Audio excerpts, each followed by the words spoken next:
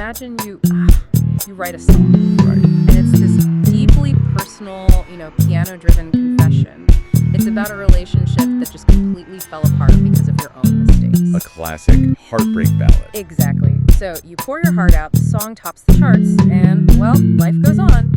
10 years pass. Which is a lifetime in the music industry. Right. And then someone completely different, like an investment firm perhaps, they step in and buy the publishing rights to your heartbreak. Yeah, they literally buy the asset. And suddenly, the biggest pop star on the planet releases this massive, shimmering dance anthem, and it's all about buying her own flowers and moving on. I think we all know where this is going. Yeah, that investment firm files a multi-million-dollar lawsuit. They drag this new artist to court, claiming her shiny new anthem sounds a little too much like your old confession. It sounds like a movie plot, but But it is not a hypothetical scenario at all. That is exactly what is happening in the music industry right now. So welcome to the deep dive. glad to be here. You, the listener, you love a good puzzle, right? Especially when it involves the music you hear literally every single day. I mean, on the radio, in the grocery store. We're just stuck in your head on an endless loop. Exactly.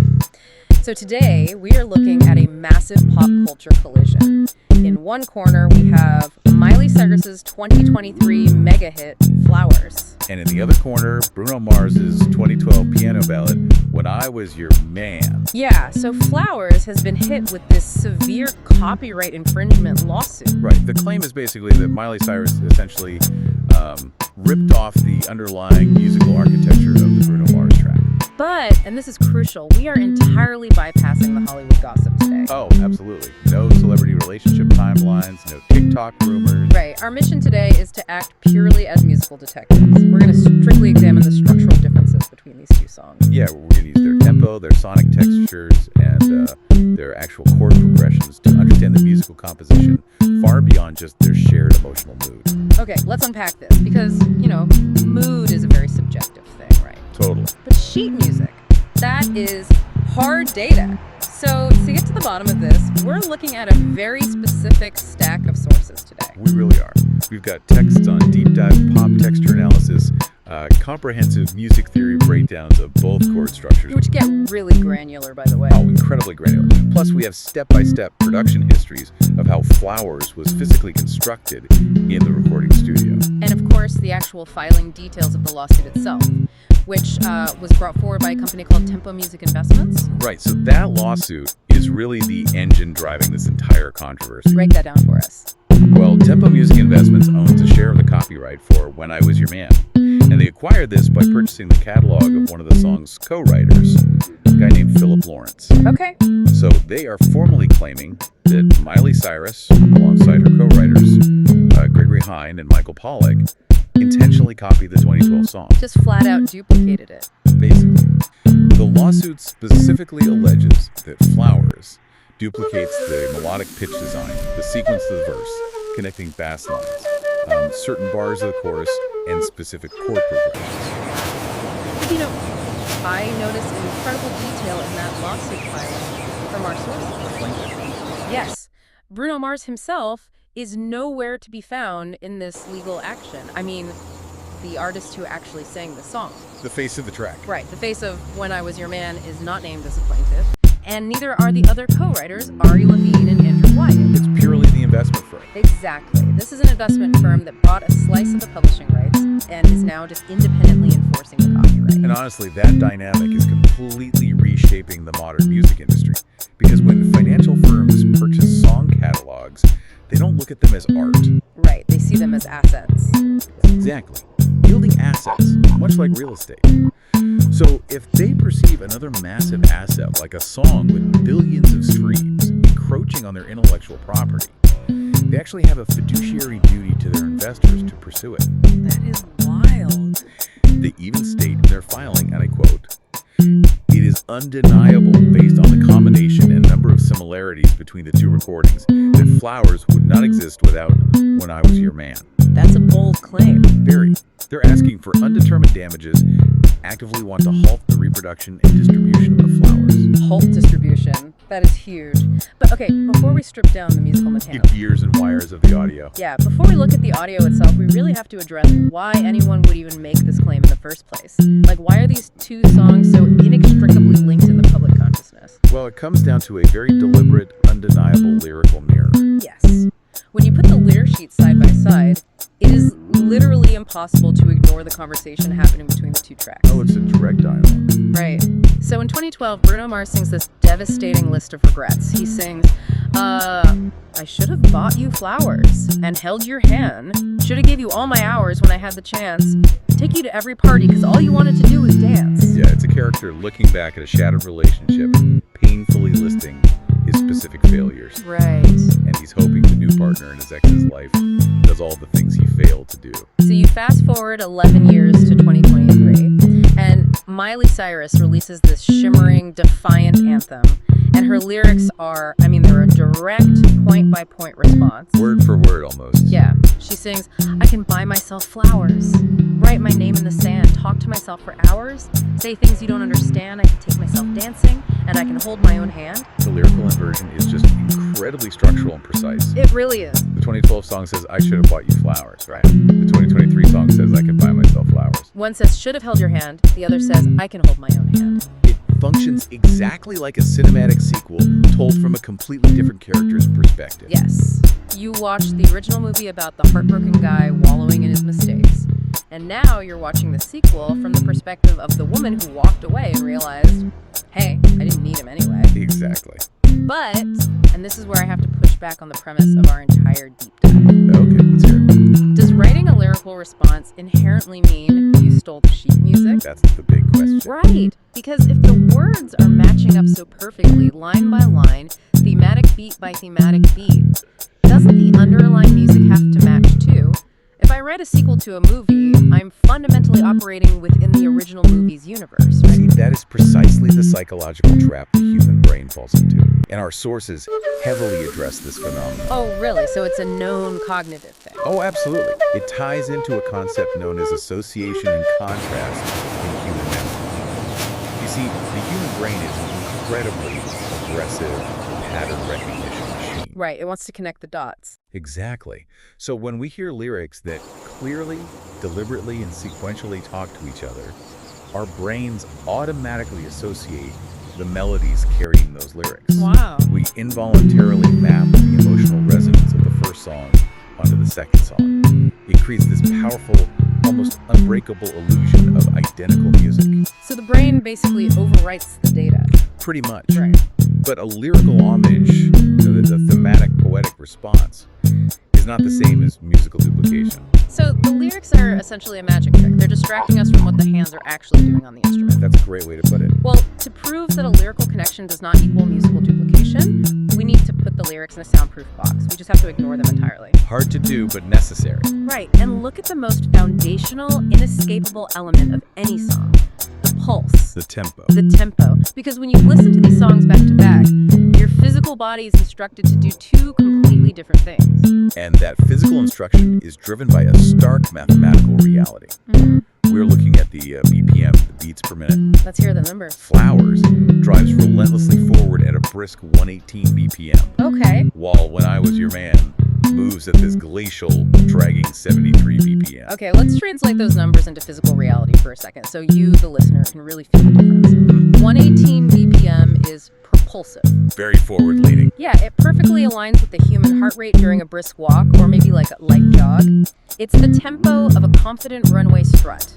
Honestly, it is the foundational speed of a 1970s disco dance floor. It really makes you want to move. Right. When a kick drum hits 118 times a minute, it makes your head nod and your foot tap involuntarily. It physically pushes you forward in space. And then you contrast that with 73 BPM. Right. Look at 73 BPM. That is a slow, heavy, reflective walk in the rain. It's the resting heartbeat of someone sitting entirely still in a dark room, staring out a window, just absolutely paralyzed by regret. What's fascinating here is how tempo dictates the entire physical and emotional architecture of the composition. How so?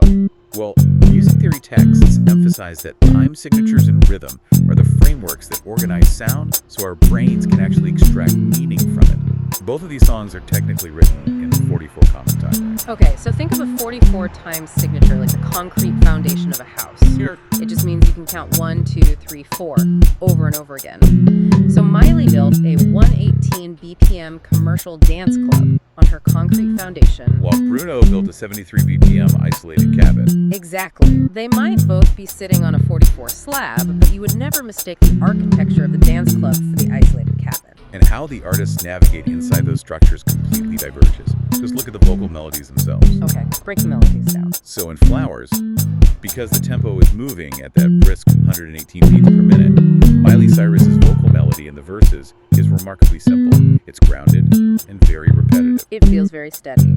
It is. She sings almost entirely in straight quarter notes. One syllable per beat. Like, we were good, we were gold. Right. It's incredibly steady, landing squarely on the beat, and it utilizes a highly restricted vocal range. It sounds conversational.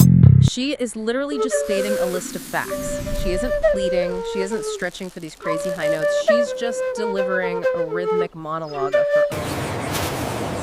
Conversely, examine Bruno Mars's melodies at 73 BPM. Because the tempo is so agonizingly slow, there are these vast empty spaces between each beat. And he has to fill that space. Exactly.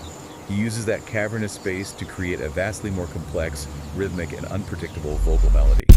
He utilizes a sweeping, incredibly demanding vocal range, plunging way down to a low G3 and soaring up to a C5. That is a huge jump. It's massive. Yeah. But more importantly, he plays with the time. He rushes ahead of the beat, cramming syllables together, and then he lags exhausted behind it. Oh, like he's actually out of breath from crying or something. Right.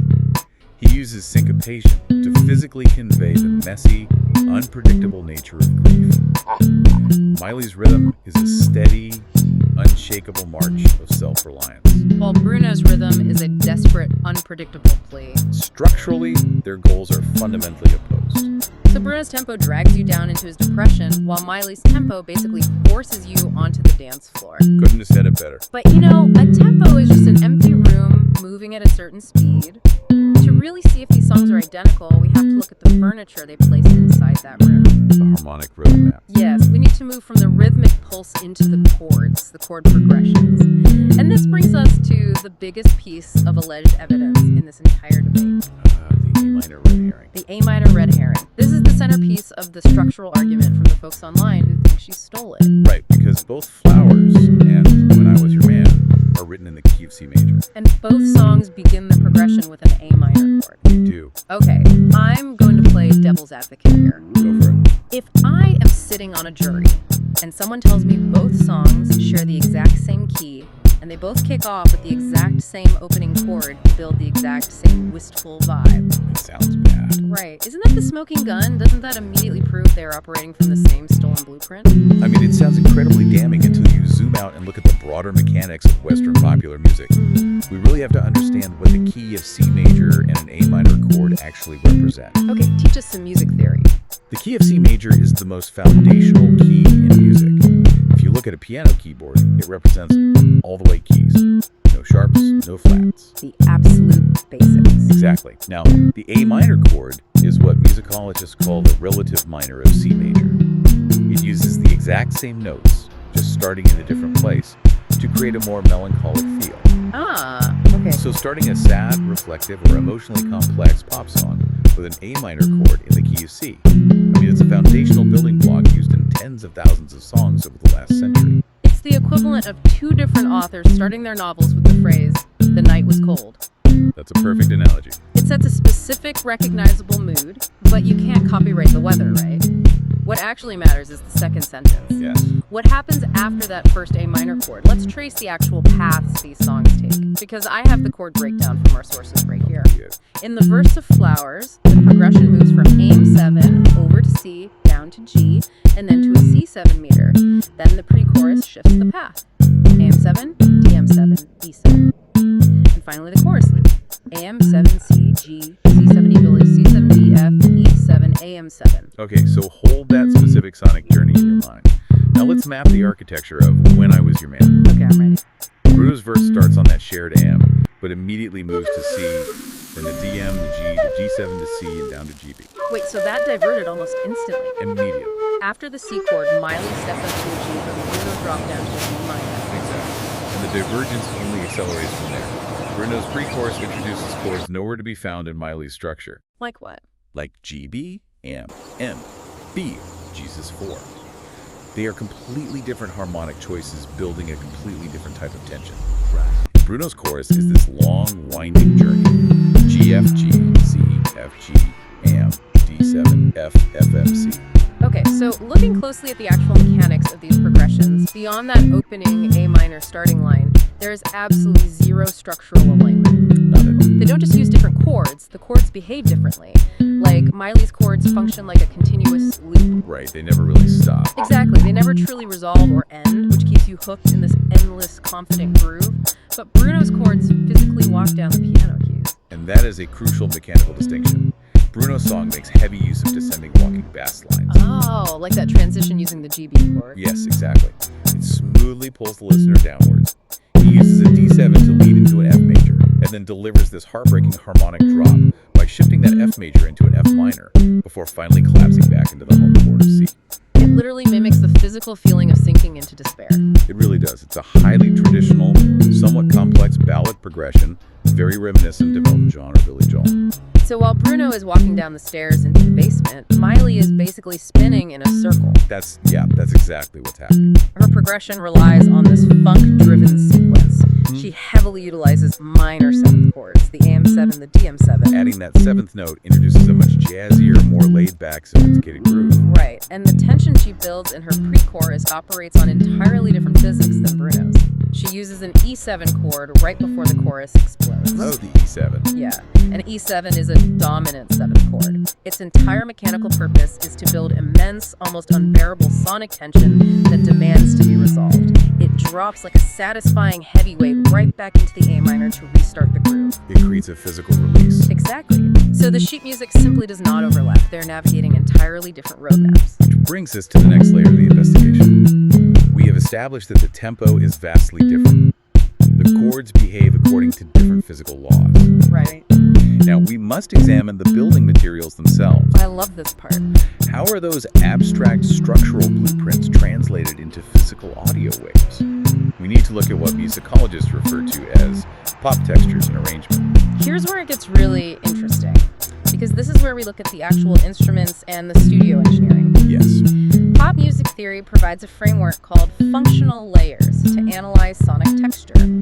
When you dissect a modern pop song, you are typically looking at 5 distinct layers. Let's list them. Okay, you have the explicit beat layer, the functional bass layer, the melodic layer, the harmonic filler layer, and the novelty layer. Right. And applying that functional layer theory to When I Was Your Man reveals a masterclass in extreme minimalism. It is almost painfully bare. It really is. It essentially abandons 3 of the 5 layers entirely. Wow, 3 of them. Yeah. You have the melodic layer, which is Bruno Mars's incredibly raw, isolated vocal. And you have the harmonic layer, which is a solitary piano. And that's it. That's it. There is no explicit beat layer. There are no drums. There is no independent functional bass layer playing a separate rhythm. It is stripped down to the absolute barest acoustic elements. The production choices on that track emphasize raw vulnerability so much. Our sources point out that if you listen with high-quality headphones, the producers intentionally left an audible background noise. Yes, the tape hiss. Yeah, you can hear this subtle, continuous hissing sound, almost like the physical spooling of film on a vintage projector. Now, why on earth would a multi-million-dollar recording studio leave tape hiss on a pristine pop vocal? Because of what it does to human psychology. It tricks the brain into feeling proximity. Oh, that makes sense. It completely destroys the illusion of a sterile, perfect studio and makes it feel like an intimate, unpolished acoustic confessional. It makes you feel like you're sitting alone in an empty, echoing piano bar at Tupelo AM. Just watching a man pour his shattered heart out to a completely empty room. So you compare that lonely acoustic open mic setup to Flowers. It is like comparing a wooden shack to a meticulously engineered, state-of-the-art architectural skyscraper. Completely different dimensions. Right. They're operating in entirely different dimensions of sound design and engineering. Flowers is an incredibly dense, heavily layered production that utilizes all 5 functional layers aggressively. Let's break those layers down using the studio production sources. Let's do it. The explicit beat layer in Flowers is highly dynamic. During the verses, the drums are heavily filtered. They sound a bit muffled, right? Exactly, they sound slightly muffled, holding back energy. But the moment the chorus hits, a massive 4-on-the-floor kick drum drops in. Okay, explain 4 on the floor for us. A 4-on-the-floor beat means the kick drum hits on every single quarter note. Boom, boom, boom, boom. It is the inescapable heartbeat of dance music. And it isn't just a kick drum either. The producers layered it with shakers and claps, but they applied a technique called flaming. Oh, flaming is such a cool trick. It really is. They purposely shifted the audio files of the shakers so they don't hit at the exact same digital millisecond as the kick drum. They are slightly off. Just by a hair. Right. It removes the robotic precision of a computer and forces the beat to have a live, human, swaying groove. It makes your hips want to move. So what about the bass layer? Well, the functional bass layer in Flowers is heavily pronounced. It is a highly syncopated, muted electric bass line. Syncopated meaning? Syncopation means the bass notes are frequently hitting on the offbeats, dancing between the kick drums rather than landing squarely on top of them. Got it. Crucially, the studio musician played this bass line using a hard guitar pick rather than their fingers, Oh, really? Why does that matter? because it gives each note a sharper, percussive attack. It instantly evokes the specific sonic signature of 1970s funk and disco. Wow, the attention to detail is crazy. And then you have the harmonic and novelty layers, which is where the expensive studio ear candy lives. Ear can't. Yeah, the harmonic filler is incredibly rich. The foundational chords aren't played on an acoustic piano. They are played on a vintage Wurlitzer electric piano. Which gives it that warm, vibrating hum. Exactly. And they layer delicate electric guitars heavily processed with flange effects. That creates that sweeping, underwater sort of jet engine sound hovering in the background. But the crown jewel of the arrangement is definitely the string section. Oh, the strings are incredible. They really are. They didn't just use a synthesizer, you know. They brought in a massive, authentic 70s-style orchestral string section to provide these sweeping, dramatic swells. Give it that epic feel. Right, and to ensure it sounded like an authentic relic from 1978, the engineers ran those pristine string recordings through a physical Neve preamp device to achieve tape saturation. Let's translate that studio jargon real quick. Tape saturation means they took the flawless digital audio and forced it through old-school magnetic tape sources. They basically break it. Right, it physically overloads the signal just a tiny bit, rounding off the harsh digital edges and adding a warm, slightly distorted fuzz. It makes a brand new recording sound like a vintage vinyl record. The attention to detail is staggering. The sources note they even applied OTT compression to the strings. OTT compression? Yeah, OTT is an extreme form of audio compression that forces the quietest sounds to become incredibly loud. Interesting. So by applying it to the strings, they physically amplify the microscopic sound of the resin on the bow hair scraping against the strings. No way! They wanted you to hear the bow scraping. Exactly. It adds a gritty, physical texture to an otherwise smooth instrument. That is wild. And the novelty layer, you know, the little unpredictable interjections designed to keep your brain engaged, is packed with tricks. They threw everything at it. They used reverse vibrato effects, filtered glass percussion sounds, and a technique called sidechain compression. Sidechain compression is everywhere in this track. It is a brilliant trick. You program the studio computer so that every single time the kick drum hits, the volume of all the other instruments instantly dips down for a fraction of a second. It just ducks out of the way. Right. It creates this physical thumping sensation. The entire song breathes in and out with the drum beat. So, structurally, harmonically, rhythmically, and texturally, these two songs exist in entirely separate universes. And I know exactly what you, the listener, are thinking right now. I bet they're yelling at us. They are. You are screaming at your speakers. Wait a minute. If the tempo is a completely different speed and the chords use different math and the studio textures are polar opposites, why do the mashups of these two songs on YouTube sound so utterly flawless? Because they really, really do. They do. You can open your phone right now, search for a mashup of Flowers and When I Was Your Man, and find 100 different DJs who have seamlessly blended them together. It sounds like Miley and Bruno were in the exact same vocal booth singing a duet. Yes. The mashup mirage. The mashup mirage. It is arguably the most compelling piece of evidence for the casual listener, and it is likely driving much of the public opinion around this lawsuit. Oh, definitely. But to understand why it works, we we have to look at the terrifying power of digital audio manipulation. Okay, let's reveal the magic trick. How does DJ software force a 73 BPM piano dirge to perfectly align with a 118 BPM disco track? Well, it relies on two factors, one organic and one entirely artificial. Okay, what's the organic one? The organic factor is that both songs, as we established earlier, share the key of C major. Right. Because they live in the same tonal neighborhood, a DJ does not have to drastically alter the pitch of the vocals to make them harmonize. They naturally fit together without sounding digitally distorted or, chipmunk-like. But the tempo is a massive problem. You have a huge speed gap, 73 to 118. And that is where the artificial software takes over. DJs use time-stretching algorithms. This software takes Bruno Mars's isolated vocal track, cappella, chops the audio waves into microscopically small slices, and spreads them further apart or crams them closer together without changing the pitch. That's crazy. The software literally forcibly speeds Bruno's agonizingly slow vocal up to match Miley's 118 BPM funk groove. Or vice versa. Right.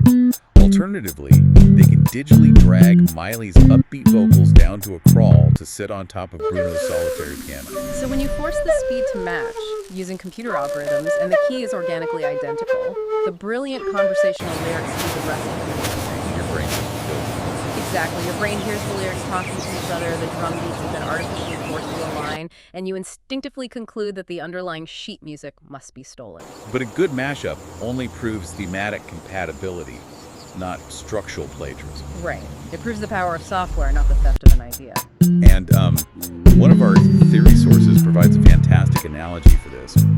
What's fascinating here is, if we connect this to the bigger picture dedicated, DJs have successfully created viral mashups, blending the aggressive, screaming heavy metal of the band Slipknot with the upbeat soul pop of Gnarls Barkley's Crazy. Wait, Slipknot and Gnarls Barkley? Yes, Yeah. the internet is absolutely flooded with these bizarre, chaotic pairings that somehow sound incredibly catchy together. Wow. But no musicologist, and certainly no lawyer, would ever argue in court that Slipknot stole the underlying sheet music for a Gnarls Barkley song. That would be ridiculous. Right. Mashups are a testament to the flexibility of digital audio and the creativity of the editor. They are not an indictment of the original composer. Okay, so if Flowers isn't the musical twin of When I Was Your Man, if the mashups are just a digital illusion, does Flowers actually have a true musical sibling? Oh, it absolutely does. Right. If we are ignoring the lyrics and looking purely for shared structural DNA, where should we actually be looking? If we connect all the hard data we've gathered today, the 118 BPM tempo, the specific minor to major chord loop, the 4-on-the-floor kick drum, the syncopated pick bass, and those sweeping tape-saturated strings, Flowers shares a massive amount of structural DNA with a completely different era of music. Specifically, Gloria Gaynor's legendary 1978 survival anthem, I Will Survive. Oh, wow. Now that is a profound comparison. The connections are stark and undeniable. Thematically, both are monumental empowerment anthems about surviving a devastating breakup and discovering a deep, unshakable self-reliance. Right. But musically, they operate from the exact same historical playbook. Remember the core chord progression we analyzed for Flowers? Yeah, the AM to DM to G to C looping sequence. Well, I Will Survive relies heavily on that exact same harmonic movement. In music theory, moving from a minor root chord, the AM stepping up to the minor fourth, the DM resolving to the major fifth, the G landing on the major first, the C is the absolute gold standard of disco chord progression. It's the blueprint. It is the blueprint of 1970s dance music. And the studio textures we spent so much time unpacking are essentially a love letter to that era. Completely. Both songs utilize that driving, inescapable kick drum to force momentum. Both feature highly active bass lines that dance around the beat rather than just following the root note. And the strings. And both rely on massive, sweeping string sections to elevate the track from a simple pop song into a dramatic, cinematic triumph. So Miley Cyrus and her producers didn't steal a 2012 piano ballad. They built a meticulously engineered modern disco record that pays deep structural homage to the late 70s era of survival anthems. Exactly. Pop music has always functioned like a continuous multi-generational conversation. It constantly borrows overarching vibes, aesthetics, and historical eras. Artists regularly put on the costume of 70s disco or 80s synth pop or 90s grunge, right? All the time. They're adopting a specific sonic vocabulary, a set of established tools like picked bass and tape saturation to tell their own story. But utilizing the tools of a genre is fundamentally different from plagiarizing a specific piece of intellectual property. It is the crucial difference between being culturally inspired by an era and illegally duplicating a specific copyrighted composition. Okay, let's pull all of these threads together. You started listening to this deep dive knowing there was a massive multi-million-dollar lawsuit. And a lot of internet rumors. Yeah. Based on those viral TikToks comparing the lyrics, it was incredibly tempting to assume that Flowers was just a direct, cynical musical ripoff of When I Was Your Man. Because the words lined up perfect. The words lined up so perfectly that the music just had to match. The psychological mapping makes the illusion almost seamless. But by ignoring the poetry and focusing purely on the physics of the audio, a completely different reality emerges. We compared a 118 BPM propulsive funk groove to a 73 BPM heavy, dragging piano dirge. Night and day. We examined two entirely divergent harmonic roadmaps. One, a continuous, jazzy disco loop designed to keep you moving. The other, a classic descending piano bar ballad designed to pull you down into regret. And the textures were completely different. We contrasted a heavily engineered, multi-layered skyscraper of production featuring Wurlitzers, tape-saturated strings, and sidechain compression against a track that features nothing but a solitary acoustic piano, a raw vocal, and the audible hiss of empty space. We uncovered two entirely independent, structurally distinct musical compositions that just happen to be having a very clever lyrical conversation with each other. So the next time you hear two songs that seem identical on the radio, or you see a viral video claiming one artist clearly ripped off another because the mashup sounds perfect, take a step back. Question what you're hearing. Force your brain to look past the lyrics. Listen for the pulse of the tempo. Does one make you want to walk while the other makes you want to run? Try to identify the physical layers of texture. Are you listening to an acoustic room or a digital computer? Feel where the chords are physically pulling you. You will often find that your brain, operating as an incredibly efficient pattern recognition machine, is simply tricking you into connecting two totally different architectural structures. Which leaves us with a final and frankly vital thought to ponder regarding the broader implications of this lawsuit. Yeah, what's the big picture takeaway here? For centuries, music has relied entirely on the tradition of call and response. It is the fundamental lifeblood of folk music, the blues, jazz, and modern pop. Right, artists answering each other. Artists have always answered each other's themes, built upon each other's ideas, and engaged in public lyrical dialogue through their art. It is how culture processes emotion. It is the mechanism by which art actually moves forward. So consider the precedent at stake here. If an artist can be dragged into a massive multi-million-dollar federal lawsuit by an investment firm simply for lyrically responding to another song's theme. Even when the hard data proves the tempo, chords, and production are different. Right, even then. What does that mean for the future of creativity? Will future songwriters be terrified to engage in any form of musical dialogue? That's a scary thought. Will they actively avoid referencing the cultural touchstones around them out of a paralyzing fear of receiving a subpoena from a financial institution? Wow. Are we moving toward a system that regulates the actual conversation of art itself? That is a profound question about who owns a concept and who is allowed to answer a question posed in a pop song. We will leave you with that auditory illusion and its implications for the future of music to mull over.